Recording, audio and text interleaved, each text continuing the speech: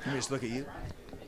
Welcome back to the 2018 Regional Radio Sports Network and Indiana Football Digest Kickoff Show from Beef O'Brady's in Granger. Glad to be joined by Mike Campbell of the Jimtown Jimmies. And Mike, Northwood Jimtown, first game of the season, is turning into, and has been for the last few years, one of the better rivalries that not a lot of people know about. Talk about the rivalry between those two great high schools, but also great football schools as well. Both of us have great traditions. You can start with like Northwood, Coach Andrews, Jim, also then Rich Dotson, winning that state championship in 2005. And obviously you have the great tradition of Jimtown, with Coach Sharp, who I got to play for, and his 4 state championships. Our communities are separated by literally 10 minutes away. Wakarusa, is just on the border of Bago. And so there's always been, some great ribbing back and forth, and everybody wants to have bragging rights, so to speak. And I think it started in 97, when we actually started playing against each other. And they've gotten the better of us the last few years. Last year, they had a really good team, and they took it to us. Previous years, much more competitive. But we're looking forward to kind of getting back on the winning side of it, obviously. They're going to be well coached. Nate and Dave will have those, the offense and the defense ready to go. They have a great primetime player in the Yoder kid that just has me having nightmares at night.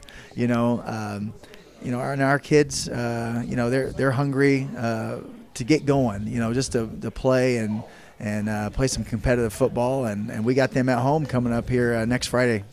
You also play Angola non-conference, which is, you don't normally see a team go that far out of the area to play a non-conference game. Well, far from where we are right now, but talk about what the non-conference schedule will do for your program going into the NIC grind and then eventually into the postseason as well. Always, we always have a tough schedule. I mean, before we got Angola, we've always had Northwood. We've always had Concord, and they had a great team last year. They battled in the regional against Michigan City last year. Northwood lost in overtime against Angola, who we're getting ready to play, in the 4A playoffs. Andy's done a tremendous job there. He's built something pretty amazing. They do lose their senior quarterback, so hopefully that will help us out a little bit. He was a tremendous football player. They have lots of team speed, though. They have the kid that's going to Purdue, which I'm sure they'll be used as a weapon. So I'm looking forward to playing them at home too. It's just those type of games, they either make you or break you. And you don't necessarily just want to survive during those games like anything else. We want to thrive during those games and see what our kids are made of and see how far we've come here in this off season from last year. You had a strong finish to the season last year. You ended up falling just a little bit short to Marion in the sectional final. Has your squad used that game or the way they have finished as motivation to just get that much better going into this season? I think so. We've had a tremendous off season. Our kids have made it a point to get stronger, to get faster. They've grown, and I see our weight room numbers. I can see it on the field, in our practices.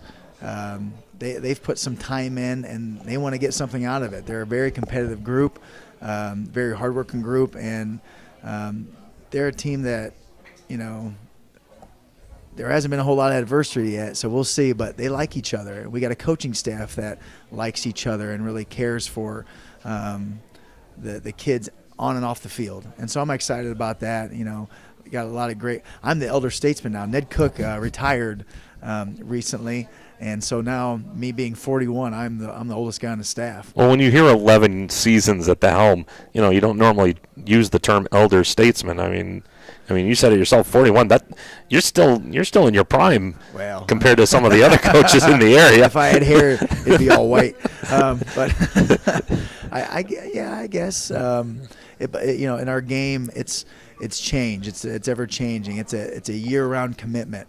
And if you're not willing to do that, if you're not willing to put time in the weight room and do some off-season things, 7-on-7 and 11-on-11s and really work at it, then you're putting yourself behind the 8 ball, because I know that, I know the Northwoods, the Angolas, the Marions, they're working at it, and I know come playoff time, we want to have a team that has competed or won the conference. And then we want to kind of use that to propel ourselves into playing in November.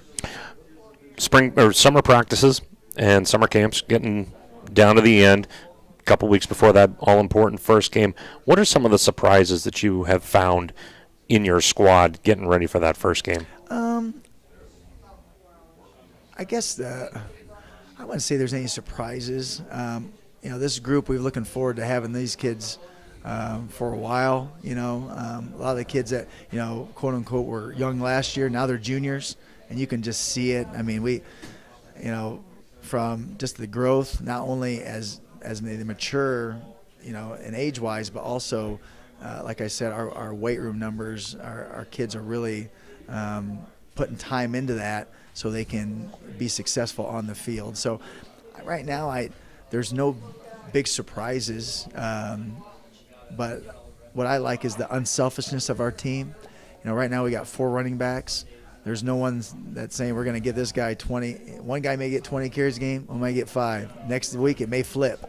We have 4 or 5 quality receivers. No one says, I hope, they may get 3 catches one game, they may not get any, but they'll go block. They really care for each other, and they have a lineman's mentality, as well as say, is these kids, because that's what linemen do. You sacrifice yourself for the greater good, and these skilled position players are doing the same thing. They block for each other, whether they're getting the ball or not, because they care about the outcome of the team more than themselves. So no big surprises. I'm looking forward to seeing what this group can do when the lights turn on. It's for real. Offense, defense, special teams, when you look at everything all put together, what will it take for Jimtown to have a successful 2018? We've gone back, like I was telling Paul, we've gone back to what we used to do. We're going to run, our wing, our slot stuff, and we're gonna try to control the ball and with pounding the ball with our fullbacks and our tailbacks, and we're going to try to counter you. We're going to try to play action you. Obviously, special teams, you got to be good at those. Our kicking game, is, right now, Clay is our quarterback, he's our kicker, our punter. So there's a lot on his plate. So, but he's doing a good job with that. Our kids have put time into practicing snapping and, doing things like that to get better for special teams. And defensively, we have a lot of kids that are traditionally, like maybe they were a linebacker. All right, well, there's 6 linebackers. I'm going to go play D-line, and they've really made the most of that.